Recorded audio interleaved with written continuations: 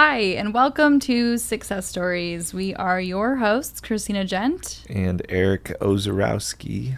And this is where we share real conversations with the members of the 6 Degrees community, all about life, leadership, and the power behind meaningful connection.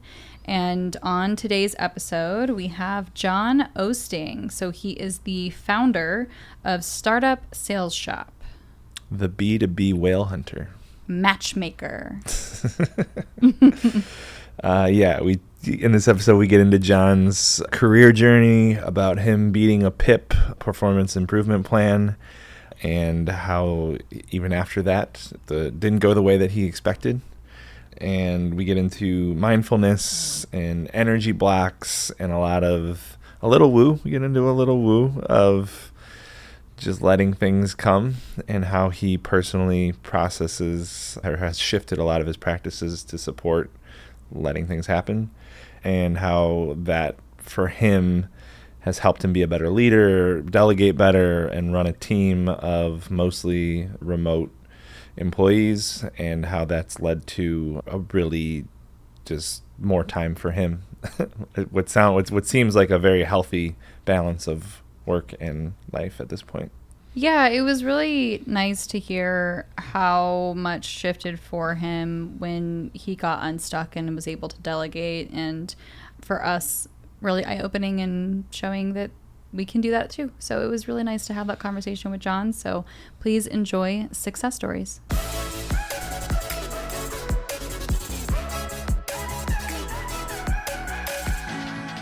Are you the type of vacationer that likes to have a good book by the pool with a cocktail most of the time, or do you like to be out doing things and seeing things? I mean, if you give me a swim-up bar, that's where I'm going to be the whole time. That's how I am. I love like the half in the water, half out the water, and just like cocktail and hanging out, making friends like that's where you're going to find me. Yeah, it's funny. When Connor and I started seeing each other 8.5 years ago, it wasn't too far into the relationship. We vacation with each other's families. Mine is the very much, you guys go do your own thing. We might get a pizza and eat together later or whatever. His family's very, we're all going to stick together all the time. Nobody kind of goes and does their own thing. So that took a little getting used to. And then when he vacations with us, he's also kind of like, your parents don't want to get lunch with us. Do they hate me? I'm like, no, Connor, they don't hate you. It's like we vacation differently. Yeah. They love you.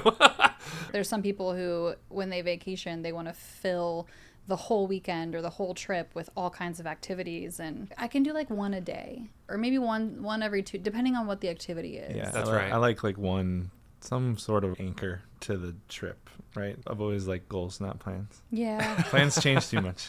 Plans are good, they're helpful, but like to be frustrated when the plan doesn't happen. That's the part that gets me too. Yeah. That's been something that Eric has introduced into my life more, because I like structure a lot. I'm more of a planner than he is, and so that goals not plans mentality has allowed for me to let go of the reins as best as I have been able to at this point. There's still parts of me that can get to that, I need to control the situation, and it's been helpful to have that perspective. Absolutely. We start each one of these with a check-in. Okay. You mentioned when I'm away, it's hard for me to just be present and actually enjoy the vacation piece. So I don't know what the check-in is related to that. Well, that's where my brain goes. I know that's a thing that a lot of folks struggle with, whether you're a founder or a W-2 employee. You have a little bit of guilt for taking some time away. There's those memes that go around. It's like vacationers in Europe will take 2 or 3 months off, or employees in Europe or whoever in Europe will take all this time off. For us, if we need like a serious surgery, we'll have our laptop open by the operation table in case someone needs us on Slack or something.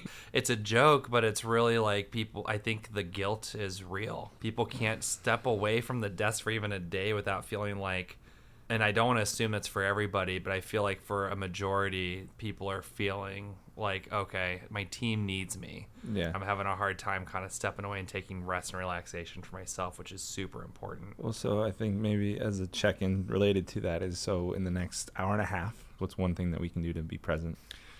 So what I've been working on recently is meditating 10 to 15 minutes 3 times a day. So I start first thing when I wake up my mind's usually already racing, but I'm looking at my dog in bed with me and Connor, and I'm like, he's chill, be chill, go out to the couch, spend 10 minutes, focus on your breathing. If you notice a thought in your head, be aware of it, but just let it kind of flow by. And I catch myself, it's like noon already, and I'm like, oh my gosh, it's already lunchtime, like I need to meditate again. And then sometime around 3:30 or 4 o'clock, it takes effort to actually get myself to stop the momentum and be like, you need to pause. I know you're in the zone, but you need to pause. And so that's something I've been working on, and it's actually helped a lot with my creative juices. I love that. So finding a pause. Finding a pause.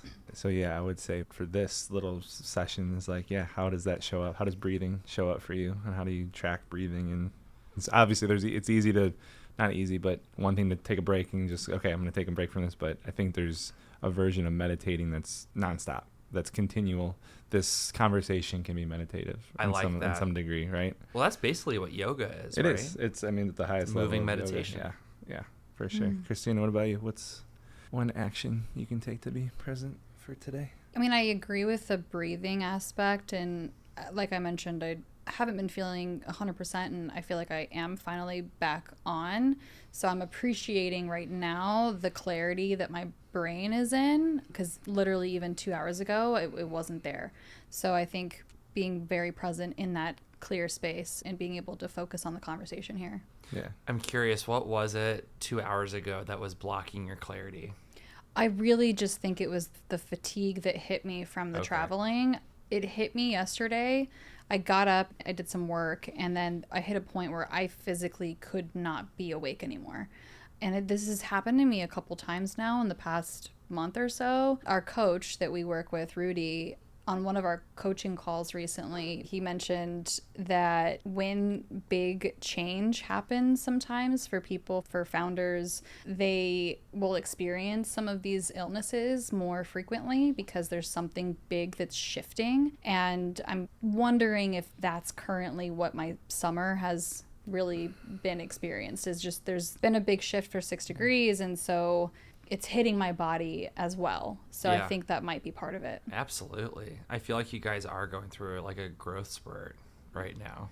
Yeah. You've got the new podcast, different events coming up. You've got the speed dating round, which I love, by the way. I was part of the first one, and that was so much fun, just like getting to know 5 people in 25 minutes. And you had 5 minutes each, and then once the door shut, you're on to the next person. You can hang out afterwards or whatever, but yeah, it's a great idea. Yeah, it was a new platform we were trying out. We got some pretty positive feedback. How about Eric? I don't want to skip you on I being think present. Just the trying to take pauses in between and just being a little bit more intentional. So I love it. So thanks for experimenting with us trying something new with the connection calls. And I'm glad it went well. We got really positive feedback overall from a bunch of people. Yeah, for us it was really wonderful to hear from our members that it was a positive experience. My biggest hesitation, or our biggest hesitation when we talked about introducing it, was, does this lean back into what we are trying to get away from, which is like the networking behavior, which tends to be more fast and exchange of business cards. For us, if we help our members understand how to get to a deeper point of a conversation within only 5 minutes, imagine how effective that person can be in other networking environments where it is a little bit more networking. And how can I go deeper in even just the first 5 minutes of a conversation?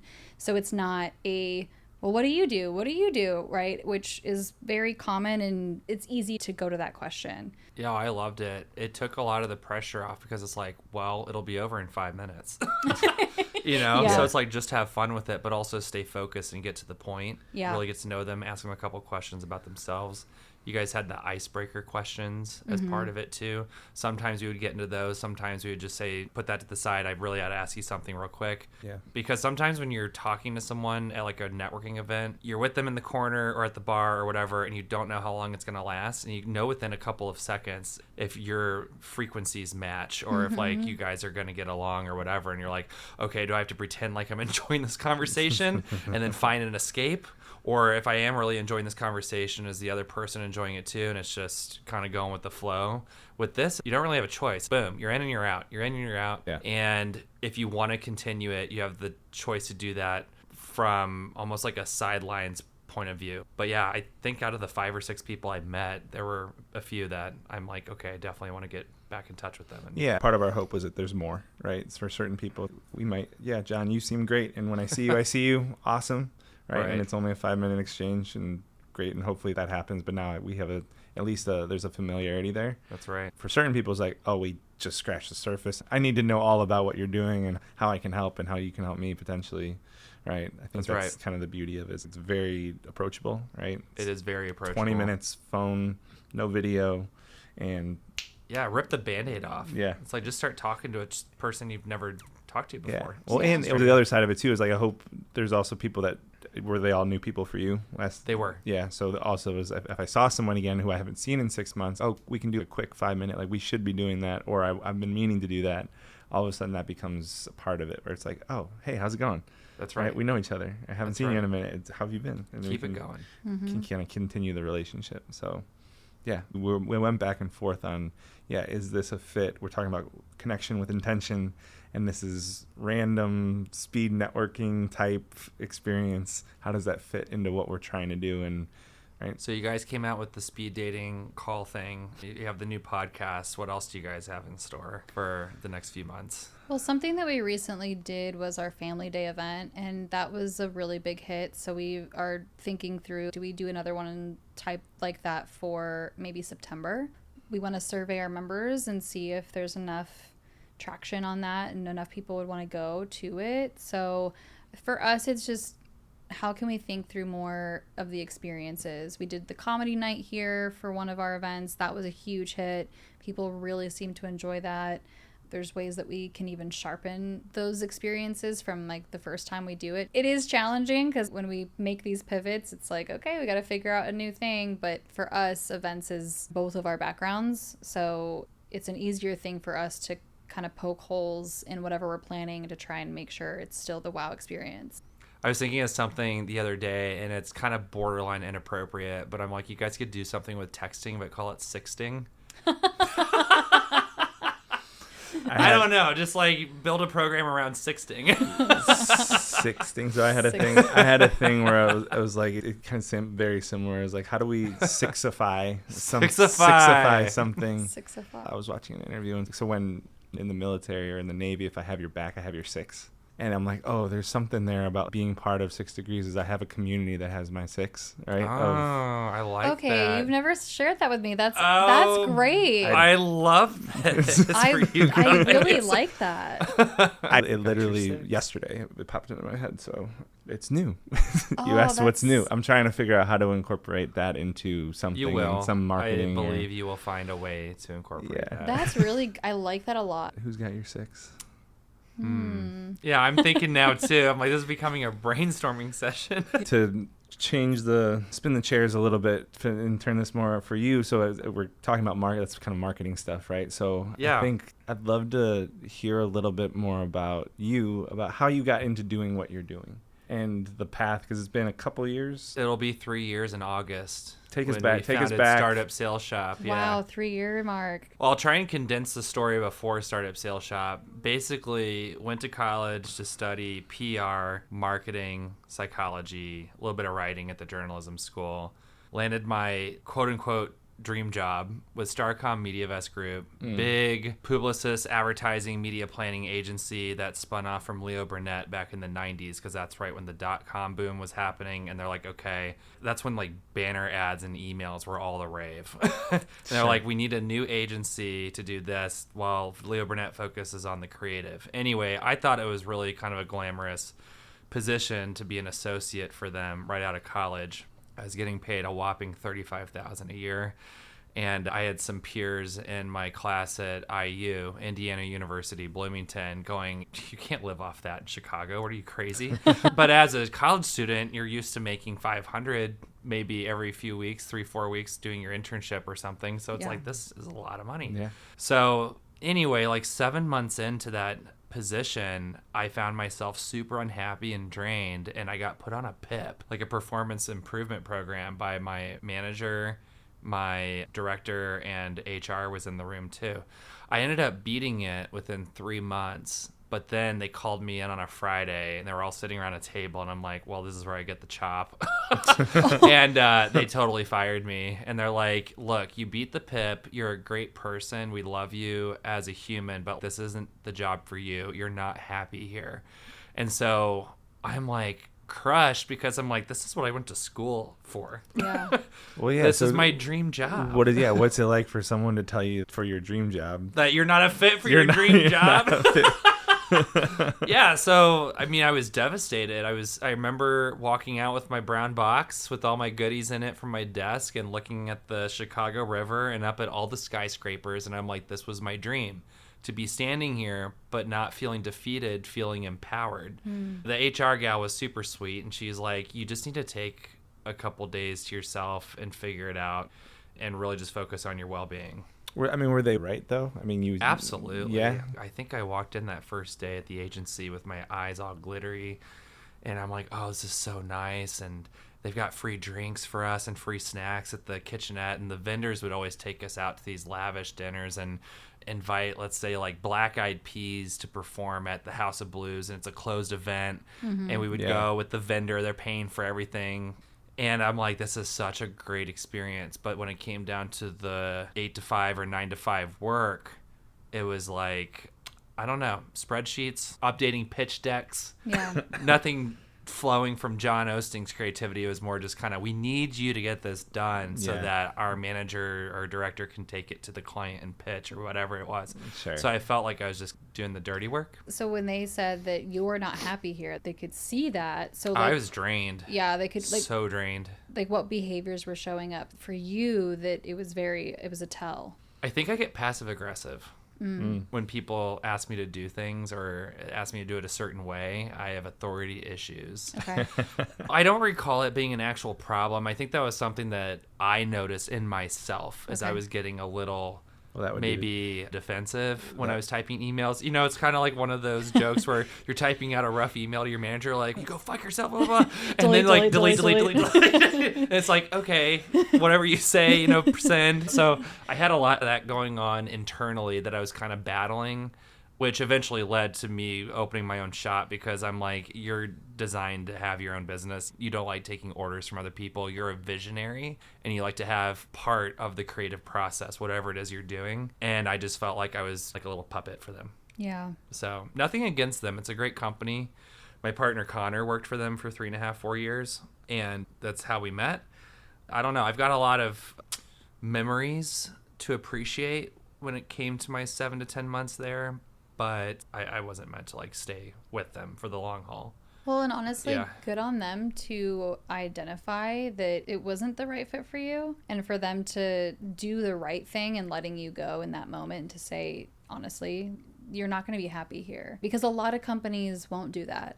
They'll either hold on to someone out of either convenience or maybe even being uncomfortable with having to let go of that person, because they're not letting go because they're terrible. They're letting go because they know that they can flourish somewhere else. Yeah, I was very, looking back on it, and even shortly after, I would say 4 or 5 months after that incident or that situation had happened, when I found my new job at QB, the startup that gave me the experience to help me build what I'm building today on my own, I'm like, okay, in the moment, it's always frightening when you're being told you don't belong here. It's time for you to leave because you have no plan. So you just kind of uproot, throw it on the streets, figuratively speaking, but also literally speaking, with your box of stuff. You've got 1/2 paycheck coming your way as severance, and you're like, holy shit.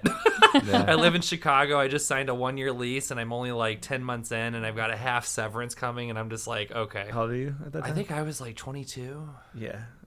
That's a lot for at 22, right? Where it's like, it's one thing to not be able to get the job, but to get the dream job and then 10 months later be kicked out of the dream job. Like those those are very different extremes. At 22 years old. At 22. That's a lot. There's some lessons there that not every 22-year-old gets to learn. Absolutely not. And for me, the most painful part of leaving that position or being removed from my position were the people, because I loved my colleagues. The peers that I had that were in the same associate seat as me, we would get coffee at Starbucks downstairs at the office building. We would go out afterwards for cocktails. We would meet up on the weekends at each other's homes, grill out, have fun on our rooftops, and not being able to work with them moving forward was the real killer. Do you keep in touch with any of them? Obviously harder that you're here in San Diego No, now. I mean, I still follow some of them on Instagram. We haven't really stayed in touch, though. Things happen, things change, you meet new people, life evolves, and we're not really talking anymore.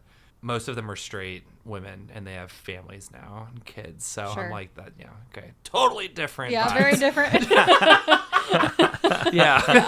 It was different when we were all 22, right out of school, excited, to start our careers at a young age, and now we're all like, 10 years later? Yeah. I mean, that's part of what one of the gaps that I think we try to fill with 6 Degrees is like, so you got lucky where the company was actually hiring all these amazing people that values are aligned, age similar type of experience-wise where they're at with their career. Yeah. Right. And all of a sudden they become friends. So in a world where everything's remote and we got AI coming in virtual, it's like, where can you find that? Right. Yeah. Like not every company is great at hiring the right people. But it was still like exhilarating. I loved it.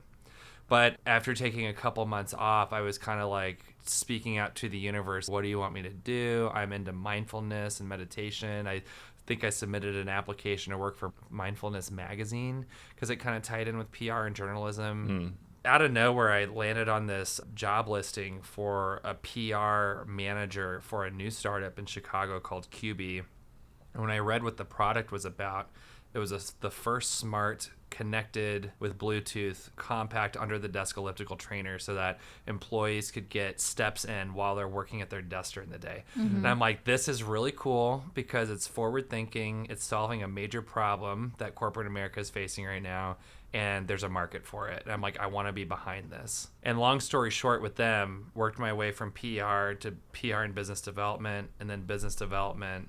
We ended up selling to private equity 5 years after I started for quite a bit of money during the pandemic, because if you guys remember, that's when fitness products just skyrocketed. Everybody, all the gyms were closed. Everybody was buying Peloton. I think Peloton was 3 or 4 months on back order.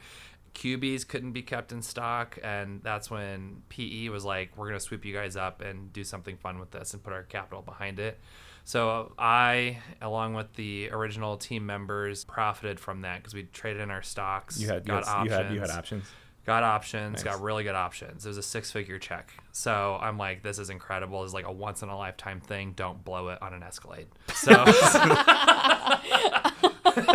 as much as I wanted to go buy an Escalade and maybe, put a down payment on a house, I'm like, you don't know what you want to do yet. I don't think I want to stay in Chicago. I want to live out west. So not only that, I want to be my own boss. So I'm like, this might be a perfect opportunity for you to jump ship and pay your way, take a little bit from whatever it is you have saved away from that PE check, work really, really hard and stay focused on growing Startup Sales Shop. And then a year became 2 years, became 3 years, and we're growing. Well, so what made you, why Startup Sales Shop? Of anything that you could have done, what made you go down that path? We worked with a legal team at QB because we were a startup, and they were called Startup Legal Shop. And I'm like, that's a really fun name because they just help startups with their business on the legal front. So like fractional legal advice for startups. And I'm like, how cool would that be if you opened your own business with something similar, but you're all about sales, and there's a little catchy alliteration to Startup Sales Shop. I know it's a mouthful, but people always get it mixed up. They're like, oh, Startup Shop Sales or Sales Startup or whatever. Well, it doesn't really matter at the end of the day. The logo's there. It's fine. I don't really care. But that was just kind of a starting point for me. I've always, since working at QB, I think maybe 3 or 4 years while I was there, I'm like, one day You're going to be on your own, and you're going to start a business called Startup Sales Shop, where you're going to help startups connect with their investors at some capacity. And so I had one little short stint of a gig for 6 months or so with another startup after getting bought out from QB, where I learned the LinkedIn side of things. Automation was pretty new on LinkedIn, and connecting it with my favorite databases and Apollo, and helping people spiffy up their profiles to make them look better. There was something exciting about that, and I knew I could do it. So I'm like, this would be a perfect segue to go from dependent to an employer to, John, you know what you're doing. You do it better than anybody else. Have some faith in yourself and see if you can go find some projects where they really need you on a budget, and you can start there and then just see where it goes. And it just kind of took off. But the whole point of Startup Sales Shop back in 2022 when we incorporated was to help startups get noticed by their investors on LinkedIn. And we would help do the heavy lifting by automating the outreach, helping them with LinkedIn posting, email campaigns, like you name it. It's just they didn't have the bandwidth or the budget to bring someone full-time in-house to do that for them. So I was kind of like a fractional marketing expert for them. But what I realized shortly after launching and helping startups is that startups don't have any experience, they don't have money, and they're not patient. So I had to ask myself, even 3 months in, we made a whopping $1,500 in revenue that first year. I mean, we were only in business for 3 months. Cut yourself some slack. But I think it was like a come to Jesus moment with myself. I'm like, I don't think I want to work with startups at this capacity because they were going to run me into the ground. Yeah. So they just hard. demand a lot. I was on the phone with them every day. I'm like, look, this should be a once a month check-in, subscription model. And they're like texting me on my personal cell phone at like 7 p.m. from Miami going, where's the post? Where, all this stuff. And I'm like, I'm not doing this anymore. Yeah. So I took a leap of faith, sent out an e-blast to anybody who'd want to listen, and one of our emails landed in the CEO's inbox of K&P Benefits down in Bradenton, Florida. They're an employee benefits brokerage firm. And they're like, John, we're very traditional. We just do a lot of the cold calling, snail mail, flyers, that kind of stuff. We don't leverage LinkedIn at all. We think it would be great for you to help us with that. So they hired me, and we saw a lot of success. 5 clients within 8 months.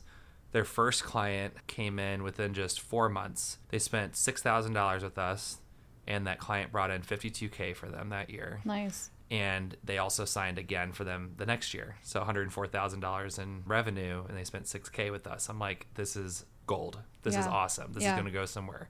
So the CEO got back to me and said, we don't want to keep you secret. I'm on the board of United Benefit Advisors. It's a membership of 140 plus independently owned brokerage firms across the nation. And we have a preferred vendor program called Alliances.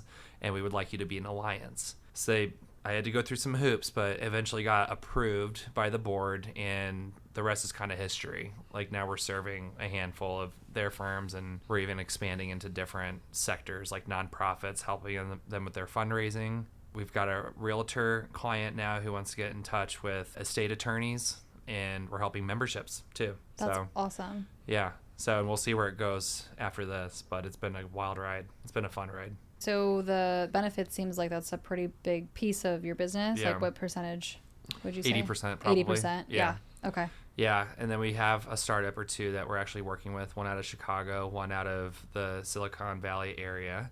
A couple nonprofits, and that space is growing because their funding got slashed this year at the federal level. So they're scrambling, like, how else do we find creative ways to get in touch with corporate social responsibility decision makers, grant writers, whatever.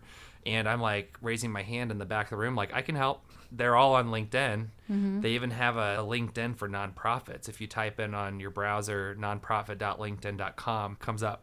Mm-hmm. And I'll tell this to a lot of nonprofit leaders, and they're like, what? They're like, we didn't know this existed.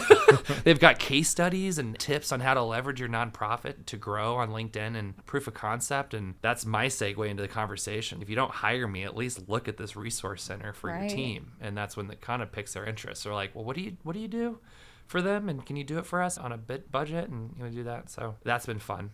And you're growing your team, yeah? How many? Growing our team. Last year, it was me and one virtual assistant in the Philippines. Now I've got a business coach out of Canada who helped me hire 2 virtual assistants. She's training those 2 on how to be great leaders, and she's also training me on how to be a good business leader. And then 1099s. So I've got 2 videographers, production studio for clients that want to opt in for the more premium content, like video, podcast style recordings, that kind of thing, maybe a client interview if they want it. And then we also have a copywriter. 1099. Okay, cool. So while they're not our employees under our company, like W-2, I still consider it like growth. You sure. need help. Absolutely. You need help. Like, I was drowning last year. I came to a point where I was getting in my own way. I was afraid to hire because I didn't want to delegate. I didn't want to trust someone else to do it as good as I can do it. I wanted my signature and stamp of approval on it before going out to any client. But it hit me that if I want more clients, I have to add to the team, because it was like I really wanted to grow and add more clients, but then the thought of adding more clients and having all that much more work was dreadful. So it was just opposing forces in the middle of the court, right? And I wasn't going anywhere. So we plateaued at like 15, 20 clients or whatever it was last year, and it just wasn't growing. We were stable. But I'm like, John, if you want to get to 50 clients, you're going to have to grow your team. You can't do this on your own. Right. Yeah. Yeah. So I'm stepping outside my comfort zone. Yeah, I mean, we're at a similar spot of just like that. We're stretched. Our bandwidth is kind of that maxed out in terms of what we're working on, and we're just realizing it's like, to get to where we want to be, this isn't working, and we're at this place. Yeah. So I'm curious for you, you mentioned like you had to have these shifts in trusting people and delegating. How did you get over that hump? What clicked for you to be, other than the mirror of it being like, oh yeah, like this, I'm stuck, I need to move. Talk about going through that process, because it's one thing to just recognize it. It's a whole other thing to be able to let go a little bit and keep letting the kite fly a little bit higher every time. Yeah. So I had a couple folks in my network push me. One guy who's CEO of a digital marketing agency on the coast here brought me into Evolution Room. You guys know Corinne. Yeah. Shout And out. it was then and there that he's like, John, if you want to grow, you're going to have to hire. And I'm like refusing to believe that. You're wrong. Like, no, there's a way I can do this, like automation, AI, something's going to do work for me, but it's not going to be another human with flaws. And they got Corinne at the front of the room basically talking some sense into everybody in the room, like, you're getting in your own way, you gotta get out of your comfort zone. And this is something that my coach, my ontological coach, would tell me. Ontology is just the study of being, so she is helping me live my life with my own life force. No one else is John Osting.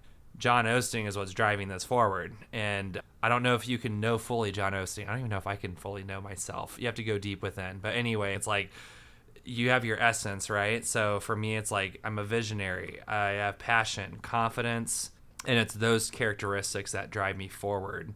And so as long as I lean into the essence of who I am while making these decisions, going into the unknown, everything's going to unfold as it should. Whereas before I started this process working with my coach and going to these classes at Evolution Room, it was more letting my survival mechanisms take over, which was like, they have some fun names associated with the characteristics that it brings in your behavior, but you can identify when you're going back into that fear state. It all draws back to one of those survival mechanisms, and you can identify it as, I'm drawing back into this, or this, and then you're like, okay, so lean into who you really are, which are these positive aspects, and then lean into the growth decision that you have to make.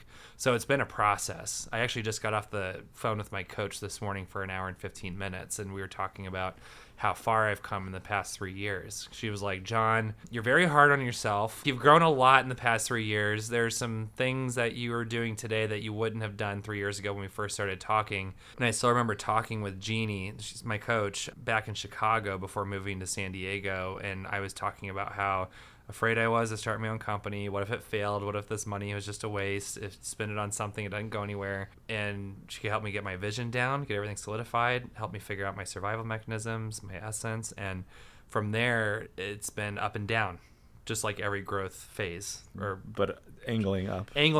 Right. Yeah. Up and to the right. Yeah. It's interesting because at the beginning, my ups would go way up for me back then and then stay up longer, and my downs would go down and way down and stay down longer. And now they're going up and down so quick. One day I'll wake up and it's almost like I've got some kind of bipolar or something, but I'll like wake up and be on a high and be like, oh my God, everything's going so well. I can't wait to bring on this new client today. They just signed the DocuSign. I can't wait to get my team on board, whatever. The next day something happens and I'm not so excited about it. And I'm like, oh. But the next day something else happens and I'm like, okay, so it's like a roller coaster, but the waves are going faster. That's interesting. Yeah, it is interesting. Whereas before I feel like it was like these big, long ups and big, deep downs, and now it's just getting quicker and sooner, and time has been weird too. I don't know about you guys, but time has been weird this year. I feel well, yeah, I mean, just even because we've known you for how long? I want to say a year and a half. Probably a year and a half, yeah. I had to guess. And then just in that short period of time, so it's half the time you've been out here, like I would agree that like there's been a shift, right? In terms of the way that you're talking about your business, the way that you're excited about it, the growth aspect of it. And yeah, so I appreciate you sharing like the behind the work behind the scenes that you're doing to so much of it is just being aware of what's happening and then being able to catch it sooner, right? I've suffered with like depression before, and it's not that depression goes away. It's I have tools that help me recognize what's happening, figure out what's going on before it, and be able to get out of it quicker. There's just a faster reflex to be able to navigate that. That's right. The hardest part, and actually the most liberating part too, is going deeper within myself to find the answers, because if it's true that your outward world is just a projection of your internal space, let's test that really quick. And so I've been spending over the past few months more time in a dark room with my eyes closed during the workday, 3 or 4 hours a day, just breathing and letting things be and giving space for things to fall into place, versus me. Usually I'm kind of trying to fill a full 8-hour day, calendar's booked, let's try and be reactive about, let's collect these invoices, or let's start this campaign, or switch out this copy. Or I'm like, something's got to be, I got to feel like I'm doing something. Yeah. When really that's not necessarily true. It's not how it has to be for you to grow. How is that different or similar to what you talked about being on vacation? So I can do a podcast for an hour and a half. I can do a 3-hour, just shut off the lights and chill. But once we get to like a day or 2 days, where you're just sitting there by the pool, by the beach or whatever it is, it's those habits start creeping in a little bit more. Those habits start creeping in a little bit more. The little like uneasiness of, let's check the phone, let's check the work email, make sure nothing's on fire, kind of stuff. But I think what's happening with me like right now in this moment is an internal shift of waking up, going to bed, what I would call like in the vortex, in my all that is meant to be for John's positive like life. Going in with confidence and knowing that everything is where it needs to be and that I am where I need to be, and fixing my own internal tune and vibration first, and really grounding myself with that and not getting thrown off the merry-go-round, when something goes wrong, but identify that I'm then off the merry-go-round and get back on the merry-go-round.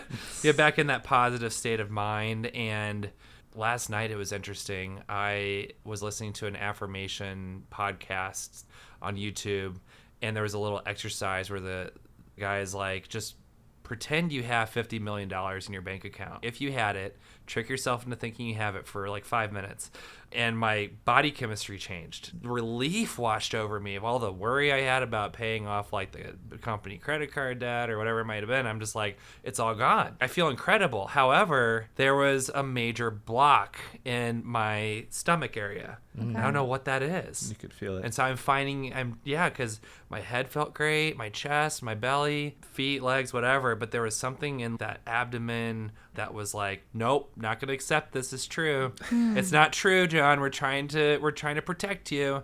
And I think it was my unconscious mind or something, like some past belief that's just like, this is bullshit. I would say Christina's way better at feeling where energy's showing up in her body than me. I think it's situational for sure. There's times where I can be a lot more aware of it, and it's been interesting to understand and feel it and recognize it, right? Just everything that you just named, I was like, oh, how cool for you to feel it all the way down, and then all of a sudden, bam, there's a block.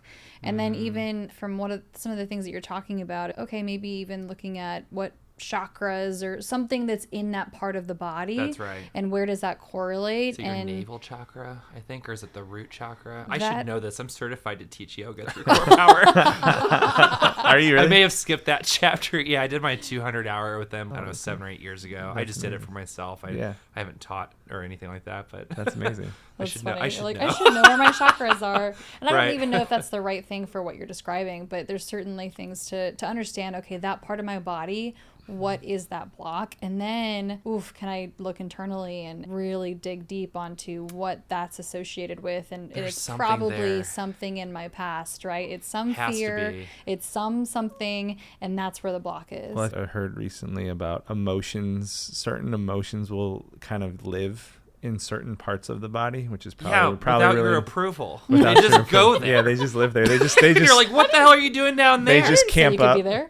They just camp out. They just camp out. But Yeah. but like certain parts that like anger will be very much in high chest, low stomach, or whatever it is. There's maps of where certain emotions show up in the body. So Yep. for whatever that's worth, with if the block is in your stomach, like there might be a map that goes, it might be one of these emotions, and then there's probably the internal inspection of that is what's the traumatic event, what's the thing that happened to me that What is it? sitting there. And I'm not afraid to go deep within, guys. I was doing some box breathing before I came here today, for 20, 30 minutes. And I'm like, I'm going to get to the root of this because it is what is holding me back. What's box breathing? Is it like it's like you inhale for a 4-second Just count, counts, pause yeah. for 4 seconds, exhale for 4 Four, seconds, pause for 4 pause, yeah. seconds, and Yeah. you do that. So the guy was on YouTube guiding me to do this, and I definitely felt some sensation down there. It was weird because as I was expanding my diaphragm, it was hitting on that spot, and I almost felt like kind of dizzy in my head, but it was releasing something because I felt way better after the whole process.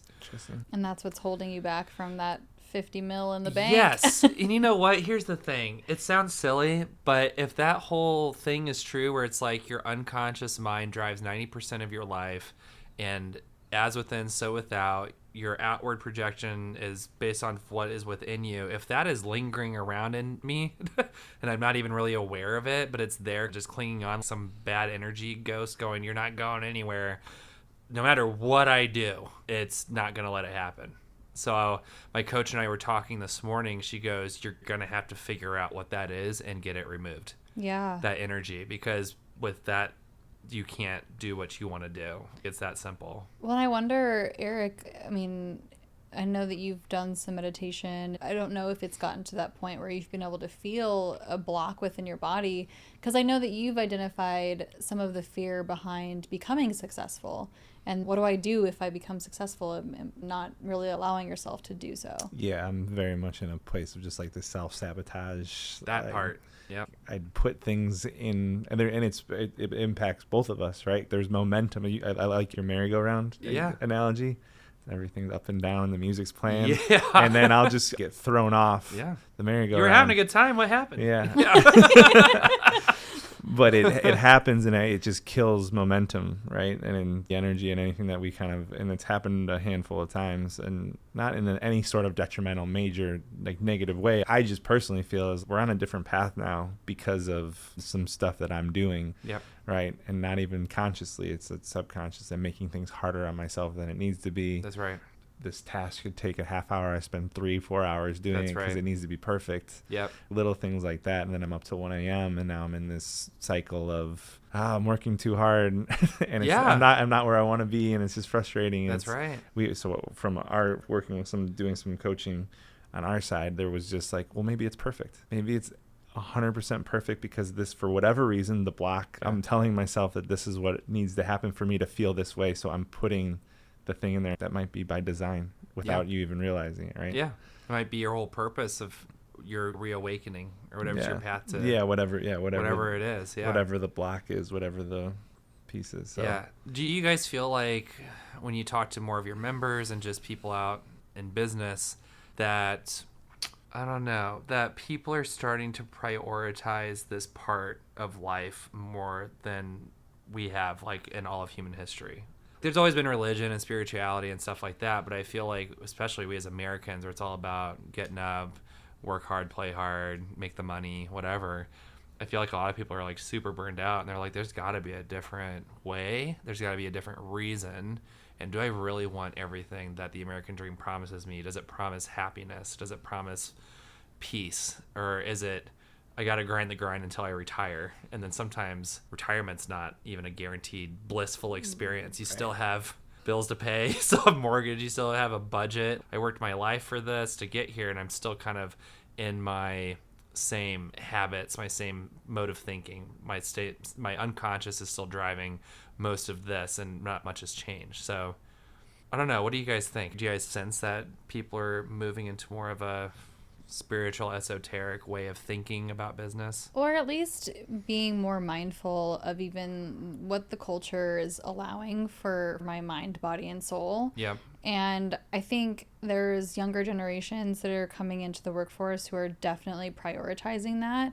And so what has been interesting is talking to some of the members who are more seasoned, and sometimes people describe younger generations as being lazy.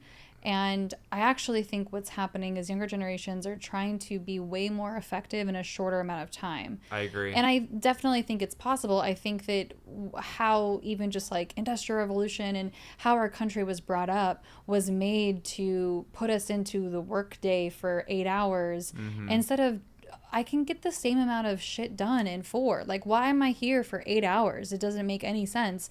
Now it's taking a toll on my body, my well-being. And so I think that's at least what I'm seeing, what I'm noticing, and then what I'm hearing certainly from different generations and how it's showing up. I would add like just the hustle culture, grind. I have to grind and I have to work the 80 hours. I just think that is fading away, and like very quickly. the people that do it, the Gary V's of the world, that's not even work for them. It's a superpower that gets glorified, and I think there's just more and more people like, why am I? It's everything that you said about taking vacation. There's a guilt that comes if as a business owner, as an entrepreneur, I'm supposed to be working 80 hours a week, and if I'm not, I feel a certain type of way. If I take a day off, I'm not working on the business, and it feels guilty, right? I think more and more people are like, why? I don't know that the shift is necessarily happening. I think people are questioning it a little bit. Why do we feel so guilty? Why do we feel like, why am I, to everything that you said about I'm creating this reality, I'm creating my own prison. As an entrepreneur, it's the elephant that has the stake in the ground, and then I remove the stake and just draw the circle, and the elephant doesn't move type of things. Like, we all have this little prison that we're in. And I think people are starting to understand, like, it doesn't have to be this way. And then mix in technology and AI and all this stuff. And I think there's more and more people are just going like, why is it this way? Do you also feel the younger generations are more creative with generating revenue than maybe traditional? Like our parents and even us, I feel like we came into the workforce like you have to work for a company and have all the benefits to safeguard yourself for a lofty retirement, whatever. I feel like Gen Z is like, fuck it, I'll do an OnlyFans to make money. I don't care. Or or they'll be an influencer on TikTok and post 5 times a day and have products that they endorse, and they're living it up, and they buy property because they know how to invest, and they're like, this is how we're doing it. Okay, so you're not going to college to get a so-called 4-year undergrad degree to then go work for like Deloitte. You're kind of doing this in a very creative, spontaneous, I think that's going with the creative energy flow within you kind of way. I think that's part of the challenge, right? If we're friends and I see you doing that and I have this job, well, why? Right? But it's like not everyone can be the influence. It's the social media aspect of it where it looks shiny, and I think I can do that. Right? I've heard people talk about like, if you ask a 10-year-old, what do you want to be? It's like a YouTuber. That's not a real job. Well, that's what our parents would have said. And so the challenge with that is so if I'm not going to college and I'm not in the workforce, where am I developing some of these skills, the social skills to interact with humans? Some things are going to get lost in terms of like how to interact with others that's not on a screen. I was listening to something recently about how it's so much easier for me to vent to a keyboard where no one can actually see me. And people will be like, oh my God, Christina, that was so brave that you went online and you were this vulnerable. But the most vulnerable thing I could have done is call a human and fucking cry. That would be, and I would connect more. But the way that there's this disconnect, even in that situation, and I'm not saying that's a bad thing. No, I've seen the videos you're talking about where founders are like crying and they're like, I had to lay off half my workforce today, and they're great people. I'm talking to a screen. Yeah, right? Talking to a screen. Like people are kind of rolling their eyes. Maybe they did it before where they talk, but like to call someone, if I called you and say, hey, John, I just need you to sit in the mud with me for a minute as someone that owns a business, that's a different experience. And it's so much, again, as powerful it is and as strong as it is for someone to be like, this is what's going on. It's still a little bit of there's a gap because I'm still editing. I'm still crafting the message the right way, or I'm cutting the video, right? There's a gap between what's actually happening and the connection that's getting lost. There's definitely a shift happening in conversations. I mean, we have so many people that are in different worlds. It's one of the best things about being part of or having this organization and having this community is we meet so many great people that are in completely different worlds. Yeah. And yeah, there's definitely a shift happening. And one of the questions that has come up multiple times, what does hard work mean these days? I mean, that's a very good question. I don't even know if I know how to answer that. What's hard work? For me, it's purposeful work. Purposeful work? Right, when I wake up.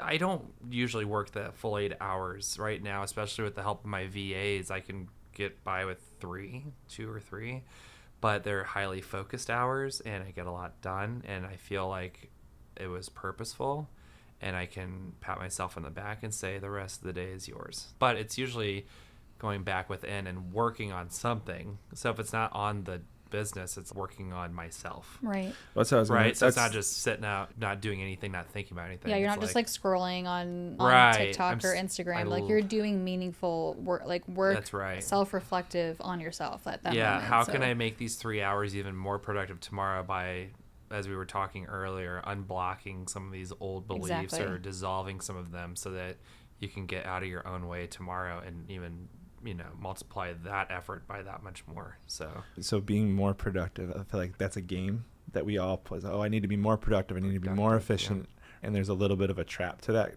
to get to what?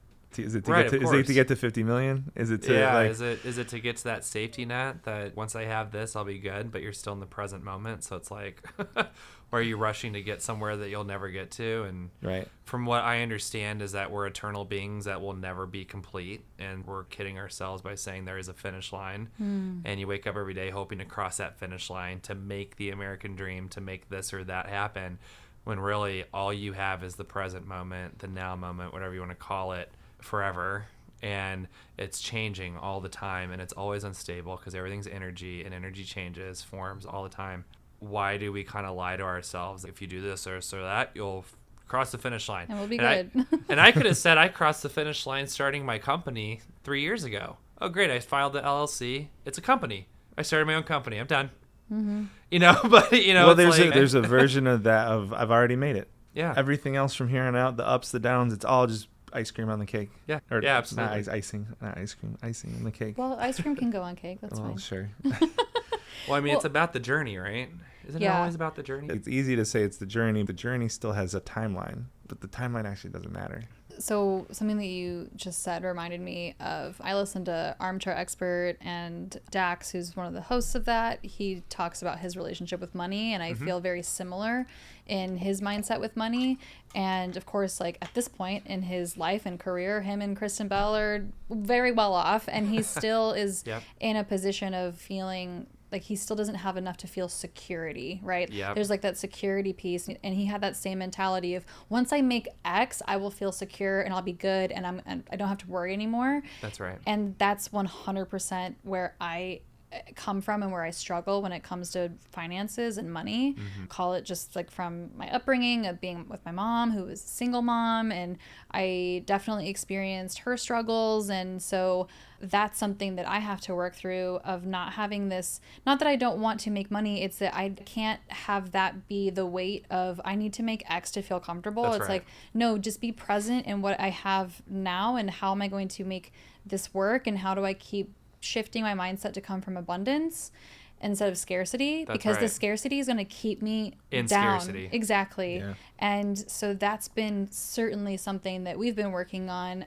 Just having, we're definitely in a place where there's all the challenges of the financial side. And so the more that I can shift that mindset into abundance, then I will acquire abundance. Yeah, and so much easier said than done. And so this brings me to my point where if we had this conversation as founders even 10, 15 years ago, I feel like most people listening would be like, what are they talking about? So that's why I feel like there's some kind of movement where everyone's really talking about this. There's something else going on here. It's about energy. It's about my point of view. It's about my unconscious mind driving the thing. I got to be responsible for my inner space. And I feel like more people, if you connect with them at a general networking event, cocktail party, whatever, they're going to know what you're talking about. Yeah. Whereas 10 or 15 years ago, yeah, there was religion and spirituality, but I feel like it was more secular. It was like a little bit more like people did that behind closed doors. They didn't really talk about it all that much. And now it's just very just out in the open. Well, I think part of my guess, my assumption to it would be that there's so many more people that have gotten to the mountaintop and were empty from it. I did the thing. I reached the goal. I launched the business. I got the dream job. Got the house in Palm Springs. Right. Got Whatever, homeware, whatever the thing is. And it didn't give me it didn't fill me. And I think just more and more people are going through that cycle. And, okay, what's more? And it's this completeness around being more present, more energy. Because part of it is at what cost? Success at what cost? Unless I'm more conscious, more aware, and I'm doing it in a way that is filling my cup versus just kind of prioritizing the goal. Those are two different ways I like to, the way you put that. to navigate that. Right? And you guys both bring up a good point about how folks that have made the finish and they came out strong feel empty. There's a founder that sold a company. I was on LinkedIn a couple years ago just scrolling on my news feed, and he goes, I got something to share. I just sold my company for a lot of money. Like, I am set for life. He goes, but I somehow am not where I thought I would be, like at peace with everything, because now I'm trying to protect the egg nest. Right. And now I'm worried about losing it. So he was being very vulnerable with his audience going, I don't know how much he was sitting on, 300 million. I have no idea. Sure. But he's like, what do I do with this? If anything, do I sit on it? Do I stay in the same house like Warren Buffett and just guard it? Do I have fun with it? Do I go buy the $100 million yacht or the $10 million yacht? And I'm just like, that now it's more like more money, more problems. More money, more Yeah, problems. exactly. More, so it's like, Exactly okay, what so I you was really thinking. can't break it. Like, you can't break free. Now you're at a different status or whatever in your life, and there's always going to be someone above you making billions. You know, you get invited to certain parties or networking, and there's always that person making more than you. Oh, right, no, it's I got it's 5 a comments. millionaire chasing 10 million, chasing 100 million, chasing always. $1 billion. It's never enough. So what's enough? I don't think I've shared this in this setting, but there's a little clip of John Mayer out there somewhere in the internet, and he talks about success, and he talks about how so many people don't take the time to celebrate the small little success. So he goes, for me, like I would say, if once the album's done, success is, it doesn't matter what the outcome is and how many records we sold. Success is going to get sushi the night that we finish the album. Okay.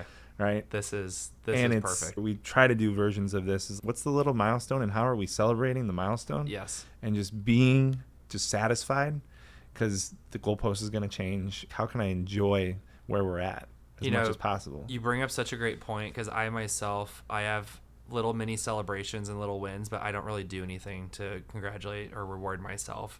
I'm like, okay, on to the next one. And my coach was asking me this morning during our call, like, when you won that new client in benefits last week, did you do anything to reward yourself? It doesn't have to be, it costs a lot of money, but just go get yourself your favorite coffee or something. I don't think I put any attention to that. And to her, she's like, that's kind of a issue with your growth. That's like, an issue for you. Like, you know, so well, it's just gonna feed something that's never gonna actually be. Yeah. You're always gonna be hungry. That part of you is always gonna be hungry. Pay attention to that. And it's super easy to go, yeah, we did that. That's already done. I'm on to the next thing. On to the next one. Great. Right? We're onboarding them. Great. On to the next one. I'm What's thirsty next? for more, but it's like, hey, slow down now. I love that you're talking about this, and especially because you brought up when we were sitting down, like, oh, Maria's episode came out today, and it's a topic that we talk about, and she's actually really, really good at celebrating in those small ways on more of a consistent, so that would be good. I encourage you to listen to that. She's definitely someone, if you want to take a page out of her book on those small success wins, and it's on that episode, and I'll say it again as the analogy is, okay, so that coffee that you just mentioned, maybe that's a coffee that you would have already gotten anyway because maybe it's part of your routine.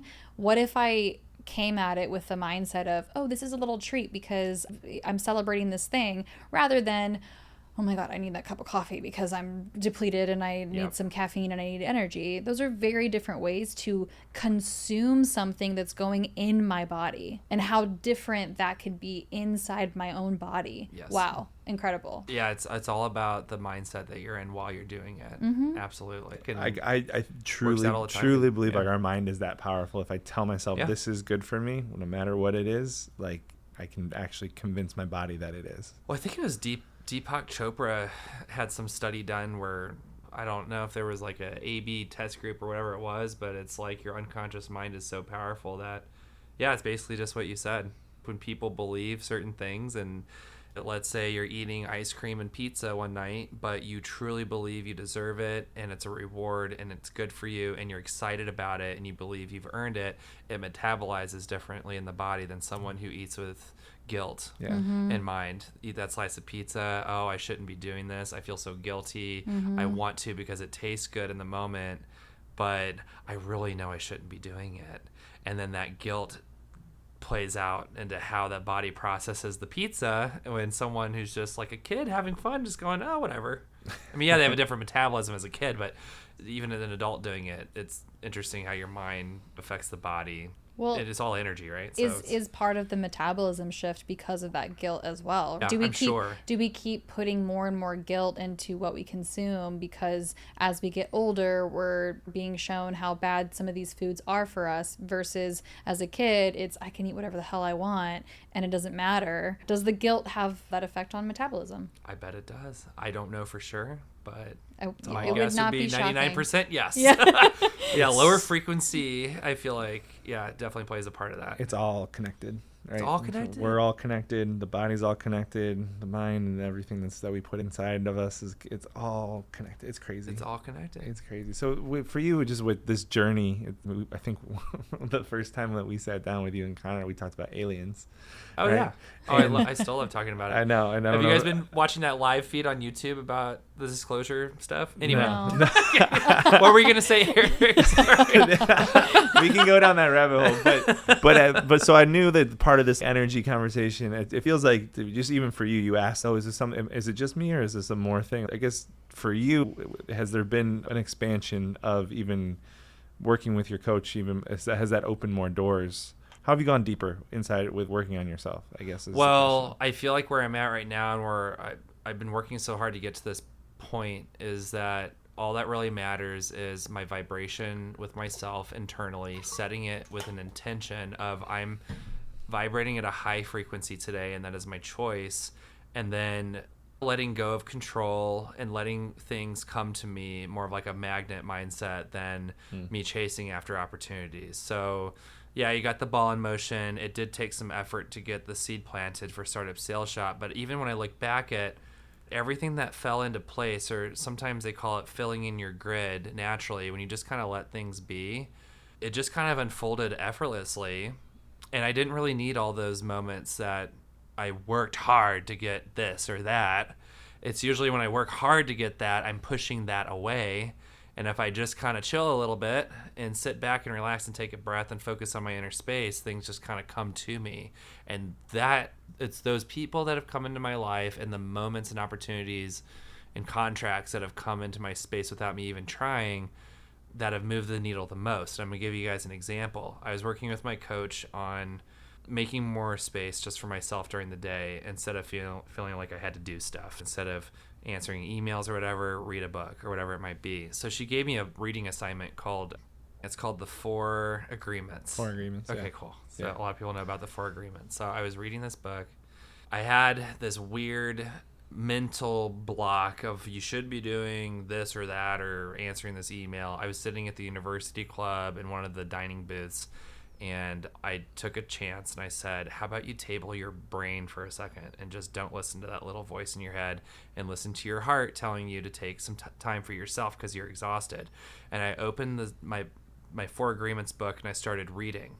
The guy next to me, who's now a client of mine, was picking my brain about what it is I do.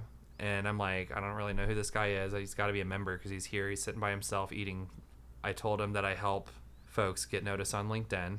And he's like, well, what kind of businesses? I said, primarily insurance. but we're industry agnostic. And he kept asking me questions. He goes, believe me, I'm asking these questions for a good reason. And at the end of our little talk, he goes, so I'm running an insurance agency out of Coronado for IOA, leading insurance broker guy. And he goes, I need exactly what you just told me. He goes, sign me up for the highest package. I'll have the signature. Like, and I'm like, are you fucking kidding me? I'm like, I decide to not listen to my brain and listen to my heart for once. And this is what happens. And I ran to my coach and I told her what happened. And she just couldn't believe she couldn't believe it. She's like beside herself. She goes, that's what I'm talking about. Yeah. She goes, creating space for the universe and opportunities to flow to you versus you having to control everything. You're actually resisting what it is you're looking for by controlling and going after it. And you got to have it this way or that way. It's more about trusting, leaning into the unknown with your essence, not your survival mechanisms, taking intuitive action when it comes to you. Like if you have an impulse from your inner self to do something, that's when you do it, and you do it then, not later. But then everything else, you just kind of let it go, and then things just start to happen. And it's just so night and day from what we've been taught. It really and it's is. so hard to release into that way of. But you ask a lot of these successful people, how did you do it? Yeah, they worked hard, and there was an inspirational energy flowing through them. It was their essence, but they know how it works. They know how to balance all of that energy, and that's what I'm learning how to do right now. And I'm seeing proof at times when I decide to lay down what I feel like my brain should be telling me to do this, do that. You got to be in control. You got to book up your calendar with meetings back to back to back because that's how everyone else does it. And then when I just kind of say, we call it fuck it radio. Kiss it goodbye. I'm off to bigger and better things. Just let the energy flow. Then that's when things start to change. Yeah, that's really powerful. Letting it in. Yeah. And I think, if we can just allow ourselves to give into that and listen to our hearts, so and listen to our guts. Hard. It is. It's really hard. It's really, really hard. Some listeners might still be at that stage where they're like, oh, it's maybe a little too out there for me. I'm still used to my white collar 9 to 5. I got to be told what to do, fill my calendar, all that stuff. I truly don't want that for myself. Yeah. Well, and listen, not everyone is made to be a founder and an entrepreneur and own a business. That's part of understanding as well, is what am I made for, and how do I find purpose? Because it might be I like my structured job to where I talk to a lot of people who love it. Yeah, yep. And it gives a lot of people an opportunity to go home to their families and raise kids and have a completely different lifestyle, and that's fine. I think what we need to do is understand what is going to give me that purpose and lean into it instead of trying to push away from it because it might be uncomfortable to change. That's right. And so that's part of, I think, just the discovery. And maybe what you're talking about too is more and more people are discovering that within themselves and trying to be more in tune with their own selves, their own values, and what is going to feed them that purpose. Absolutely. I'm sitting with, so if someone's listening to this and they are a W-2, have kids, right, and an employee or someone on your team, if someone on your team was just taking some time, they missed the deadline, missed a goal, or missed something, but it was like, if I asked you, this happened, data says black and white, we missed this thing, and they go, oh, I was working on myself, and I was following my heart and letting the universe decide. How would that show up for you? It's a little bit of a hypothetical, but I guess how is that, as an owner, what we're talking about is one thing, but if I have someone that I'm working with that has a specific job, how does this translate to someone that isn't in maybe a leadership role? Or because I feel like if you're at a high-paying C-suite exec role, but you're not the owner, you're not the founder, but you're still sort of driving the ship, you're part of the board meetings. Looking back at my time at Starcom, I feel like it was those that were in the director role and the C-suite role that actually had more freedom with their schedule and time to do those things, which let space for clarity. And it was more so those of us that were new, that were like, you're expected to be at your desk at 9 a.m., no later. We're giving you enough leeway with that. 5 p.m. shouldn't mean anything to you. I guess the question would be, as leaders, as each of us, how do we start baking that into a work day? If it's having that much of an impact on you, how do I lead and how do I give the team space to have these type of epiphanies? I would say you've got to test it out yourself. You got to give yourself enough space for the calling, right? That change is needed. And then when you realize that it works, I feel like the answer will just come to you from within. Yeah. And then you'll have an answer for sharing that with your team, of helping them, through their day. Like, guys, if you're really burdened by bringing on these 2 clients, I know we've got deadlines at the end of the week, but really take time for yourself. And you can be a great leader that way by telling them directly, I want you to take 15 minutes 3 times a day for yourself, whatever that means for you, whether it's meditating, going out for a walk, playing with your dog, eating a healthy meal, whatever it is. Don't get too caught up in the minutia of the day, because it's just this just not good for you. Well, in leading by example, if I see my leadership team taking those moments and executing the self-development as well, then I am going to hopefully feel more comfortable to do that for myself and follow into those footsteps, because my leader is doing that. Part of the reason for my ask with that is I think there is a shift happening. So if there's a shift happening at the leadership level, we actually need to start bringing that to the way that we are supporting the teams that are getting the shit done. If my time allocation's moving over here, and part of that is this reflective space and this being open to create opportunities, that needs to kind of trickle down. And so one of our values at 6 Degrees is our well-being drives high performance. Yeah. So what does that look like, and how does that get translated to the team? There's a version of this where if someone worked really hard over the weekend to get the deadline, maybe the answer is, hey, take Monday off. Mm-hmm. Or take Monday and Tuesday off. You gave me 2 days that technically you weren't signed up for. Let me give you 2 days back. That's a way to lead. And I think as a leader, as long as you're working on yourself, those answers will come to you when the time is right. And an example in my own world is I have 2 virtual assistants in the Philippines. We had our 4th of July holiday, and I was just very honest with them. I said, nothing's going to get done between Wednesday and Friday. And I said, as long as we can get everything done by Wednesday, I also want you two to take those days off, paid time off, whatever, still send you the full paycheck at the end of the month, whatever it is. And they were just like so grateful for that. Yeah, for the people who are wanting to be aware, and the leaders who are part of our community and the people that we have any kind of influence on.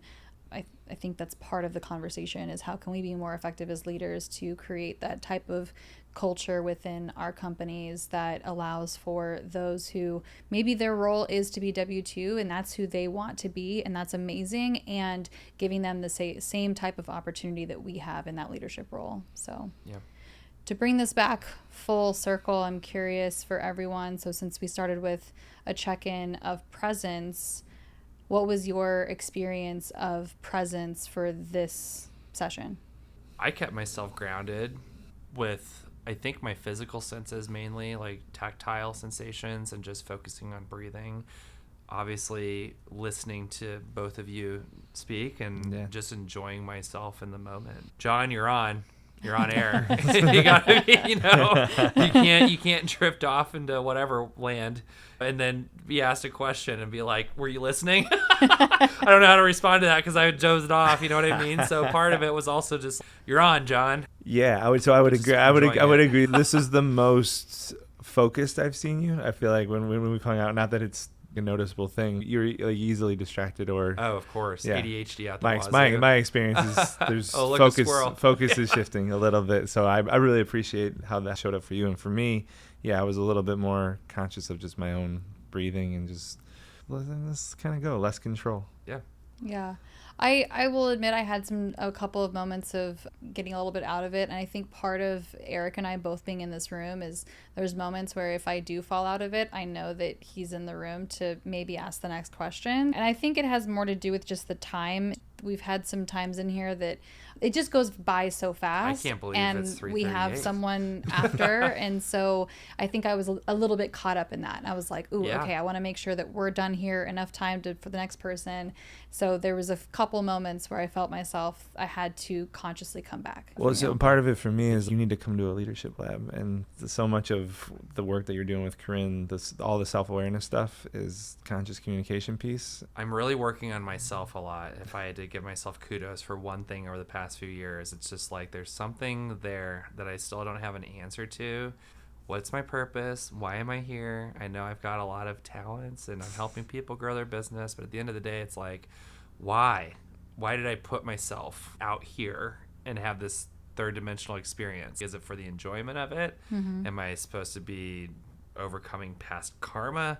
I'm just like, why? And so what I'm learning is like, it is for the enjoyment of it. And the present moment is all you have. In short, you can't have a happy ending without a happy journey. If you're not enjoying the moment right now, wherever you feel like you're supposed to end up isn't going to be happy either. So it's still going to be a race for more or lack of. If you enjoy the journey, you'll have happiness when you meet your goal. And it's not like a finish line, right? There's no end to it. It's just multiple epiphanies or multiple milestones. You're like, yay, I did this, or I built this or sold that or whatever. Mile markers on the highway. That's what it is. That's all they are. To have a happy mile marker, you got to have a happy journey to get there. It's all energy, right? So yeah, I love it. Thank you. Yeah. Thanks, guys, for having me. This was a great Thanks for coming. conversation. Yeah. Yeah, I appreciate it so much. This is awesome.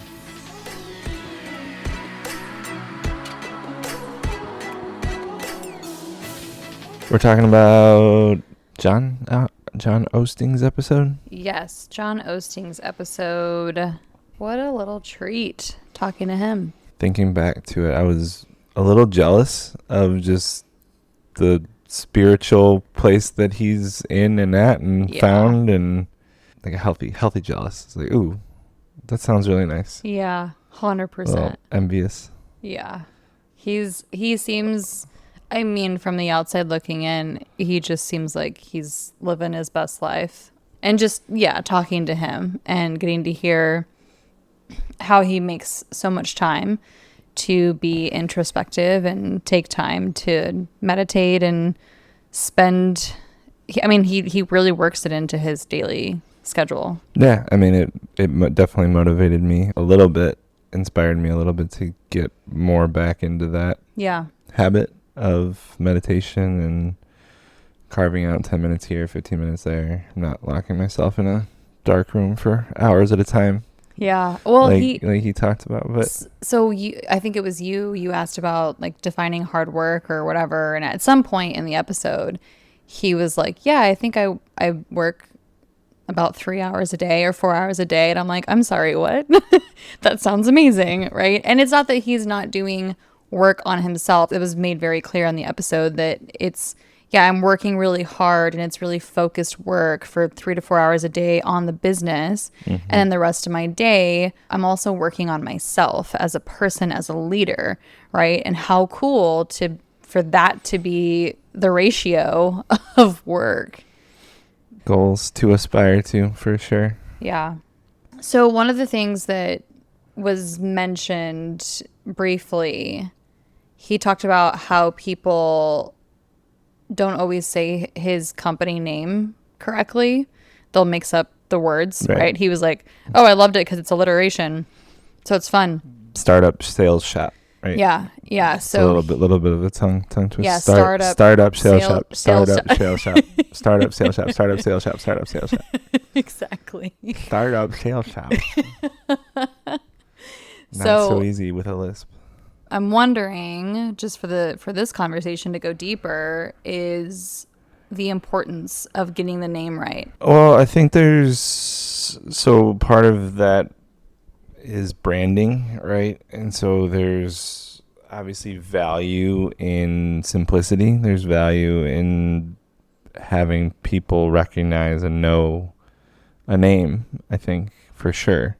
Google is a made-up word, right? Oh, sure. Oh, my God. I would have never even thought about Google being a made-up word. It's a made-up word. Yeah. It's not even a real thing. And it's like we Google shit all the time, right? Yeah. And it's a brand. I think there is something to it. I know for us, so 6 Degrees and now 6 Degrees Connections, when we go to events and someone gives me a name tag and I write my name on the name tag and then I put company, when I spell it out the way our logo looks, which is SIX with a degrees symbol, people will just say, what's 6? Right? They don't know what the degrees is. So typically what I started to do more of when I'm at events is I'll put the number 6 and spell out degrees so that at least people are saying it right. Right. And we've even talked, there's been versions of that have shown up on our website around, well, the logo is 6 degrees, and once I get that, I understand it, and I still need to integrate that throughout the kind of the different pages of the website so people see, oh, it's 6 degrees, and it's more spelled out. Yep. Right? I think it's important. There's value to remembering a name. Well, something that's been interesting, what I've been doing ever since we changed from 6 degrees networking to 6 degrees connections. So previously, I would only say 6 degrees. That's how I would only refer to the company. I never really referred to 6 degrees networking as like the full name. And now I am using the full name of 6 degrees connections where I can plug it in and where it makes the most sense, because I want people to know that it's different, and I want people to understand that this is 6 degrees connections. That's just been a change in my behavior of making sure that I'm adding that, because that's who we are. Well, sure. I think that's part of just the evolution. So we took over a company that was 6 degrees networking, and our slow transition away from that name, that mentality of networking was, okay, let's rebrand with just the SIX degree sign.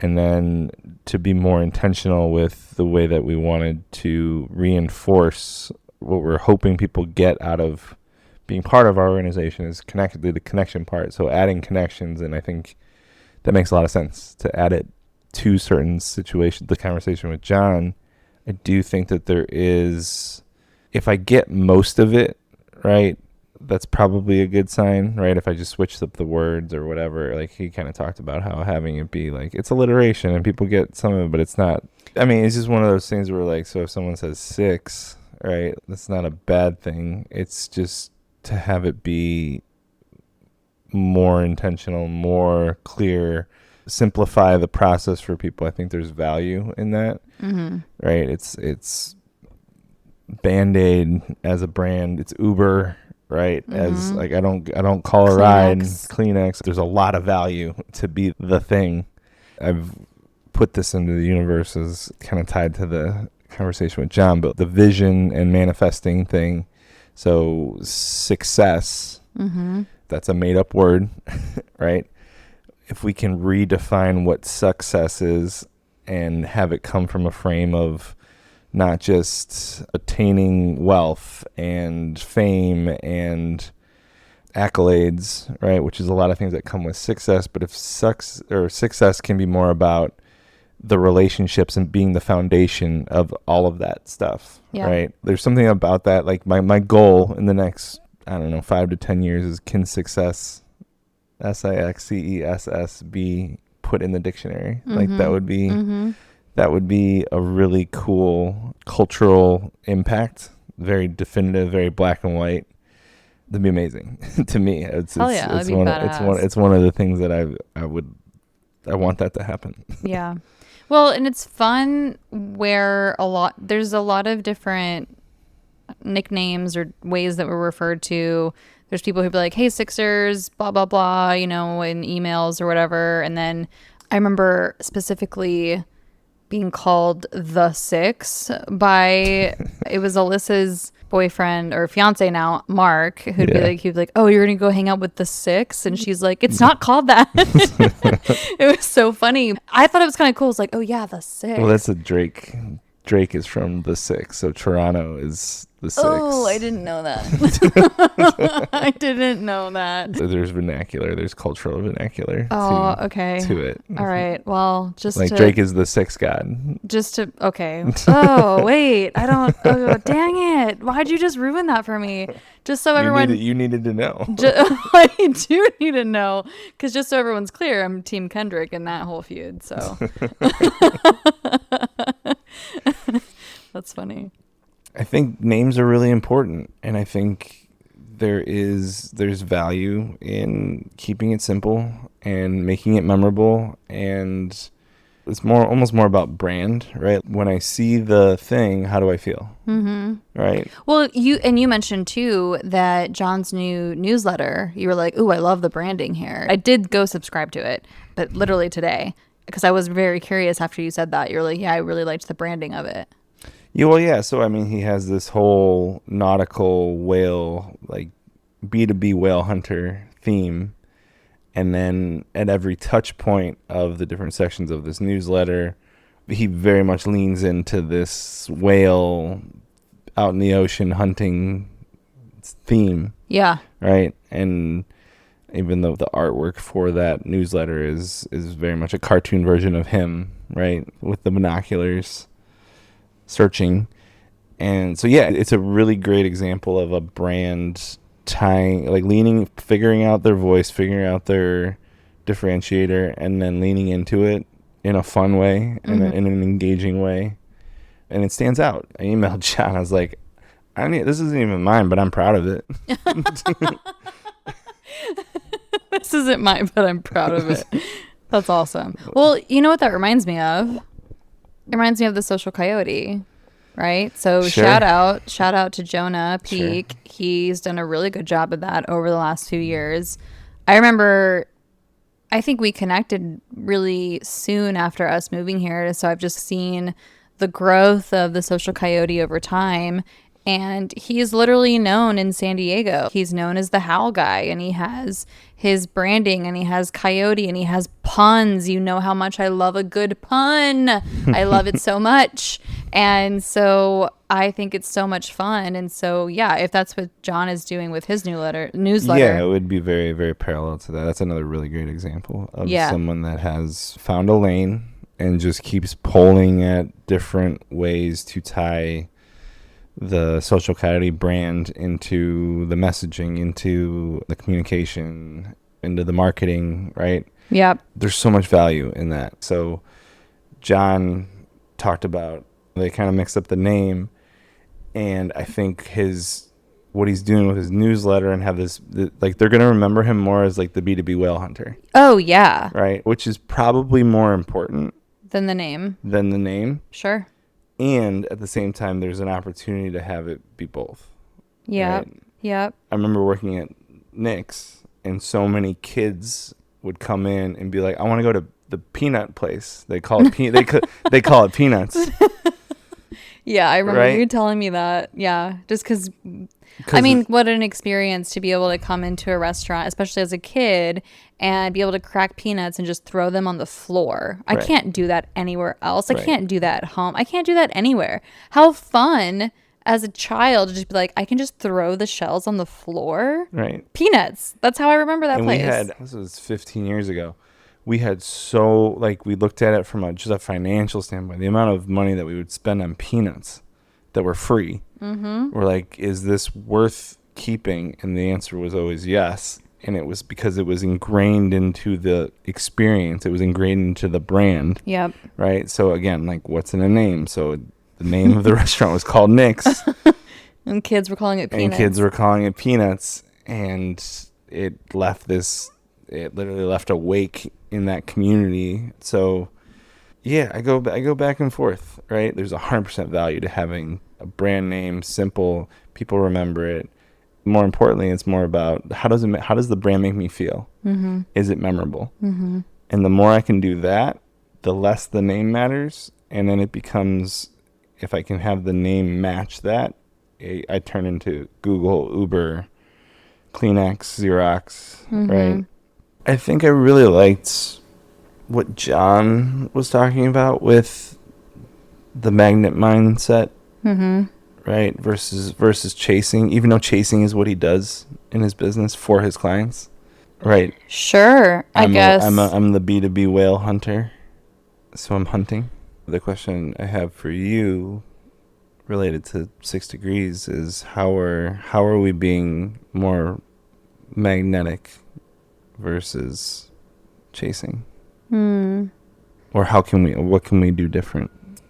Yeah, I think what we need to do differently, and it's been coming up more often recently, is giving our members more tools, giving them more clarity, more ammo to be able to identify who fits within the community, because just looking at, I was recently looking through the growth of this past year and where people were coming from, and we certainly have had some members who have introduced us to people that have become new members of 6 Degrees, and the numbers aren't super high by any means.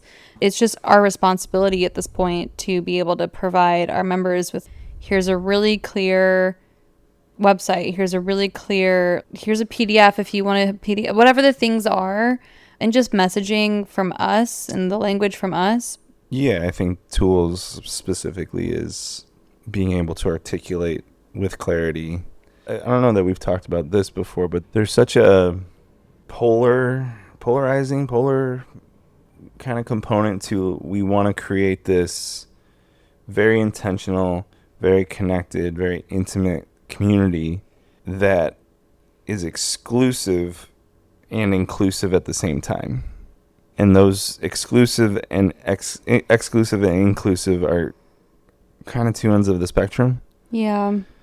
Which I think is part of the challenge of the growth, right? And there's the reasons that we've gone to, no, we want to make sure that we interview potential new members, and we have a really clear process for people that are interested in joining and how they go about that. Yeah. And so much of that has changed, so being able to communicate that, articulate that, and explain, here's what would happen if you have someone that's interested. Like, there's just been more clarity for us that I don't know that as we get more clear, we need to crystallize and pass on, which we haven't necessarily done. It's really interesting just what you said about this polarity of, we want to be exclusive and inclusive.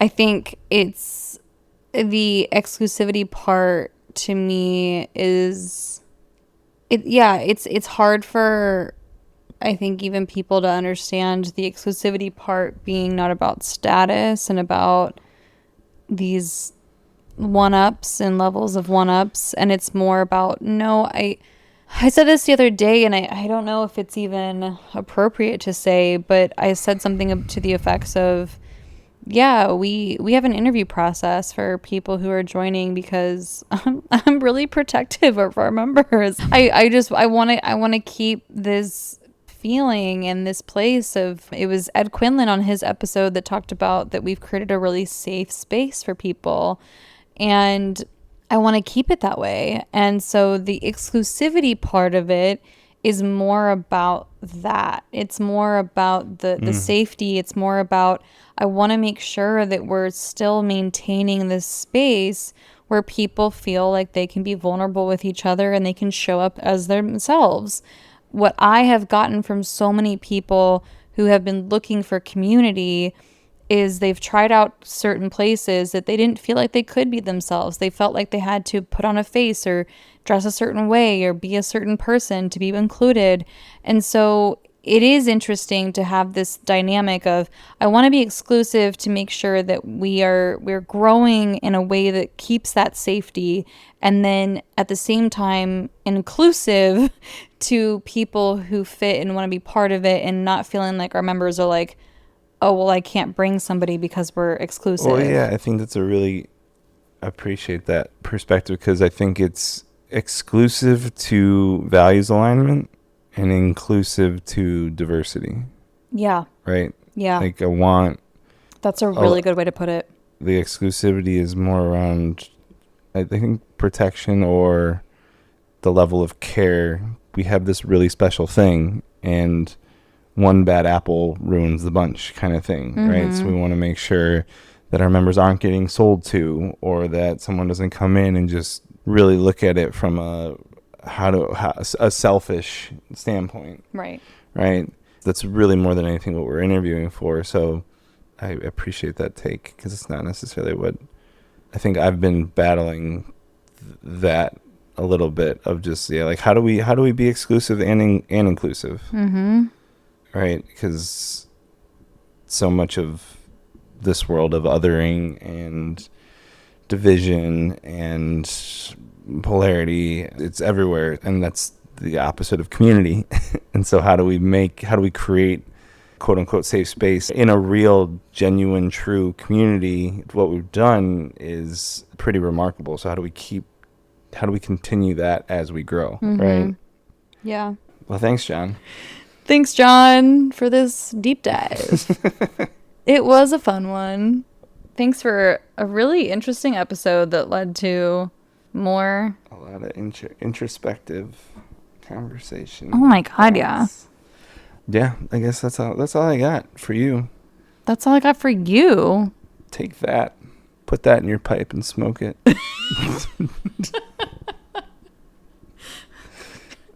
Don't change our catchphrase. Put her there, bub. I said put her there, bub.